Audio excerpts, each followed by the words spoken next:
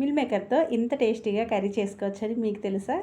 ఒక్కసారి ఇలా ట్రై చేయండి. ప్లేట్ మొత్తం ఖాళీ అవ్వాల్సిందే. మరి ముందుగా దీనికోసం ఒక గిన్నెని తీసుకుని దాంట్లోకి 1 కప్పు మిల్ మేకర్ వేసుకోవాలి. ఇప్పుడు దీనిలో బాగా మరిగించిన నీళ్ళను పోసుకొని 10 నిమిషాలు పక్కన పెట్టుకోండి. తర్వాత ఒక 10 నిమిషాల తర్వాత ఈ విధంగా స్క్వీజ్ చేసేసుకొని ఒక ప్లేట్లోకి వేసుకోవాలి. ఇప్పుడు స్టవ్ వెలిగించి ప్యాన్ పెట్టుకుని 2 గరిటెల ఆయిల్ వేసుకుని ఈ మిల్ మేకర్ని ఈ విధంగా ఫ్రై చేసేసుకోవాలి.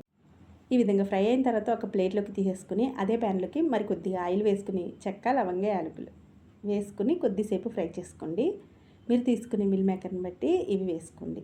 ఇప్పుడు దీనిలోకి ఒక పెద్ద ఉల్లిపాయని, 2 పచ్చిమిరపకాయలని బాగా మెత్తగా మిక్సీ పట్టేసుకుని ఈ విధంగా నూనెలో ఫ్రై చేసుకోవాలి. పచ్చివాసన పోయే వరకు వేపేసుకోండి. కొద్దిగా కరివేపాకు కూడా వేసుకొని టేస్ట్ బాగుంటుంది. తర్వాత 1 టేబుల్ స్పూన్ అల్లం వెల్లుల్లిపాయ వేసి పచ్చివాసన పోయే వరకు ఈ విధంగా ఫ్రై చేసుకున్న తర్వాత 2 టమాటాలని ప్యూరీ లాగా చేసేసుకొని వేసుకోవాలి. ఇవి బాగా దగ్గర పడిన తర్వాత దీనిలోకి రుచికి సరిపడా ఉప్పు, పసుపు, కారం వేసుకుని నీరు మొత్తం ఇంకిపోయి ఈ విధంగా గట్టిగా అయ్యే వరకు ఫ్రై చేసుకోవాలి. ఇప్పుడు దీనిలోకి ఫ్రై చేసి పెట్టుకున్న మిల్ మేకర్ వేసేసుకుని ఒక 2 నిమిషాలు ఈ విధంగా ఫ్రై చేసేసుకోవాలి. ఇలా ఫ్రై అయిన తర్వాత ముందుగా మిక్సీ పట్టుకున్న కొబ్బరి, గసగసాల పేస్ట్ని దీనిలో వేసుకోవాలి. ఇది వేయటం వల్ల మంచి టేస్ట్ అయితే వస్తుందండి ఈ కర్రీకి. ఇలా వేసేసుకుని ఒకసారి కలిపేసుకున్న తర్వాత దీనిలోకి తగినన్ని నీళ్లు పోసుకోండి.